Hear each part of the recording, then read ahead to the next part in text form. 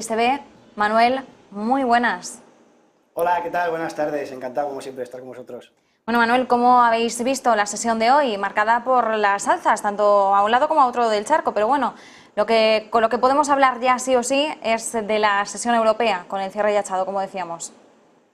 Totalmente, ¿no? Sesión al alza, recuperando parte del terreno de la semana pasada, que tuvimos algo de caídas en los índices mundiales.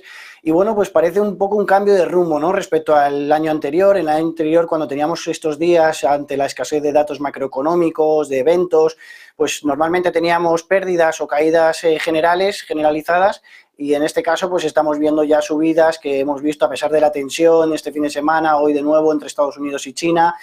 Subidas del Euribor, ¿no? Subidas que no veíamos desde el año 2008 y que parece compensar y que ese sector bancario que tanta ponderación tiene en el IBEX 35 pues impulsa al alza del selectivo en vez de pues esa posible pérdida de poder adquisitivo por parte de la población, ¿no? Así que por tanto pues ese cambio de rumbo, esa diferencia respecto al año anterior, veremos también mañana ver esos datos de inflación en Estados Unidos si nos permiten continuar en este sentido o si por el contrario pues vemos de nuevo una subida de la inflación al alza y nos lleva al lado contrario, ¿no? Enseguida te pregunto por las expectativas, ¿no? El dato IPC que conocemos mañana, pero antes, hoy conocíamos perspectivas económicas para la eurozona por parte de la Comisión Europea, que desde luego han sido bastante más positivas que las perspectivas que nos dejaban en otoño. Hemos visto cómo ha aumentado, ha mejorado la perspectiva de crecimiento económico del PIB de las principales economías, mejora también la perspectiva de la inflación, se prevén unos descensos algo más significativos que los que habían predicho anteriormente y además con esas palabras de Paolo Gentiloni diciendo que efectivamente que podríamos esquivar una recesión este año. ¿De qué forma esto también supone un impulso para la renta variable?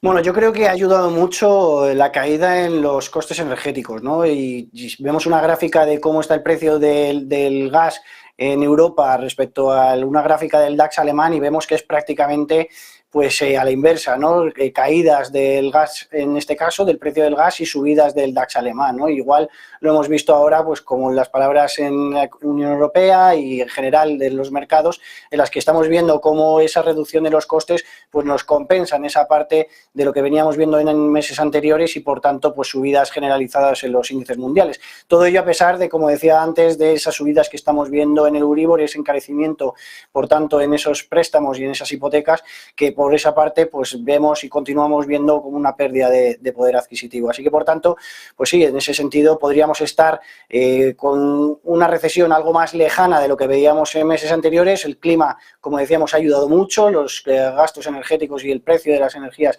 han bajado también y por tanto pues ha ayudado a que nuestro bolsillo pues mejore y por tanto podamos dejar de lado pues esa recesión en Europa. Y hoy, por ejemplo, conocíamos datos de AENA, ¿no? de cómo está esa evolución. Incluso estamos viendo que en los aeropuertos en este mes de enero de 2023 pues ya ha habido más pasajeros que en prepandemia, que en 2019, dando pues nuevos indicadores, ¿no? De que esa evolución de la economía pues sigue yendo bien, sigue impulsándose al alza y por tanto pues dejando de lado esos riesgos de recesión que ni mucho menos hay que olvidarse, todo lo contrario, hay que seguir viendo y seguir analizando cada uno de los parámetros y datos macroeconómicos que conocemos.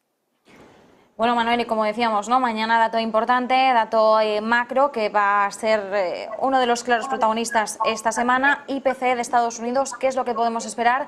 Expectativas por un lado y luego, bueno, expectativas del dato en sí y expectativas de los mercados. ¿Cómo podrían reaccionar a un dato que siga mostrando un descenso significativo de la inflación, como hemos visto en meses atrás?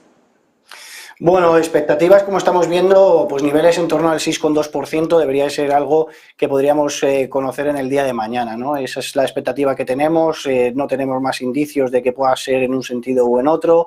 Es verdad que, por ejemplo, en Alemania, la semana pasada conocimos datos de inflación que, a pesar de ser a la baja respecto a lo que estimaba el mercado, pues fueron muy altos, ¿no? Y más altos incluso que el mes anterior. Así que, por tanto, pues hay que analizar muchas cosas, ¿no? Hay que analizar esa expectativa, el dato en sí, hay que analizar si es superior o inferior al mes anterior, hay que analizar si en general va a ser superior o inferior a lo que piensan los analistas, ¿no?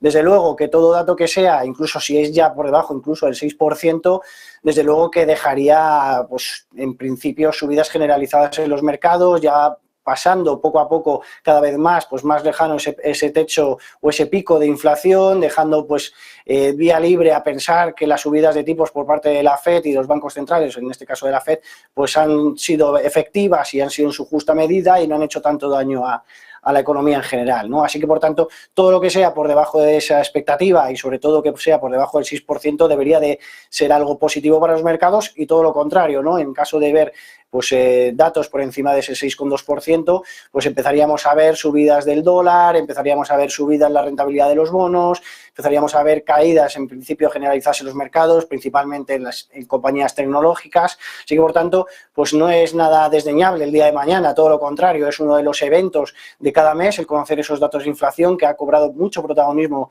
desde luego, en los últimos meses y en el último año en concreto, y desde luego que veremos esa evolución y esa tendencia del mercado tras conocer esos resultados. Desde luego, muy pendientes de esto. Y Manuel, ¿cómo estáis viendo, por otro lado, la temporada de resultados? Todavía no podemos hablar de estar ya en el final, pero desde luego poco a poco nos vamos acercando a la recta final y bueno, podemos empezar a hacer, al menos en Estados Unidos, un balance importante, ¿no? Teniendo gran parte de los pesos pesados, por ejemplo, del S&P 500 que ya han publicado resultados. ¿Con qué sensación nos quedamos por ahora? Bueno, sensación mixta. En general, pues empezamos esa jornada, también esa temporada con el sector bancario. Por un lado, algunas compañías, evidentemente, pues con ese margen de intereses mostrando una tendencia al alza en sus beneficios. Por otro lado, el guideline de los próximos meses, pues no es tan halagüeño, ¿no? Y muchas de estas compañías, pues han presentado sus dudas ante la incertidumbre económica general del devenir de los próximos meses. Incluso lo hemos visto también notificando muchas de estas empresas, particularmente las tecnológicas, con gran cantidad de despidos, y eso es algo que nos preocupa, ¿no? Los resultados en sí podríamos ver que han sido buenos, viene a la memoria Pepsi, me viene a la memoria Uber la semana pasada, han sido buenos, tecnológicas como Netflix que han sido buenos, Walt Disney que también conocimos que tuvieron buenos resultados, pero yo creo que ante todo, pues esas sombras que podríamos ver de esta temporada de resultados es básicamente la expectativa de los próximos meses y esos despidos que, como decían comunicado las grandes compañías ante lo que es el devenir de los siguientes trimestres, ¿no? En España, pues veremos a ver, sector bancario, la verdad que ha evolucionado muy bien, Santander, BBVA con resultados históricos, veremos a ver esta semana con Repsol, que también se presenta como una cita clave y que veremos unos beneficios históricos durante el 2022 al son de la subida que ha tenido el precio del petróleo y el precio del gas, a pesar de que en el último trimestre podíamos ver un descenso que penalizase esos posibles resultados, pero en general los resultados han sido buenos, en general todavía no se ha notado esa posible desaceleración económica y es más que nada pues ese guideline, esa guía, esa expectativa de los próximos meses lo que ha dejado más dudas. Pues nos quedamos con ese análisis. Manuel Pinto, analista de XTB, como siempre, muchísimas gracias. Mil gracias a vosotros y que tengáis muy buena tarde. Y por cierto, entre otras cuestiones, tenemos que mirar hacia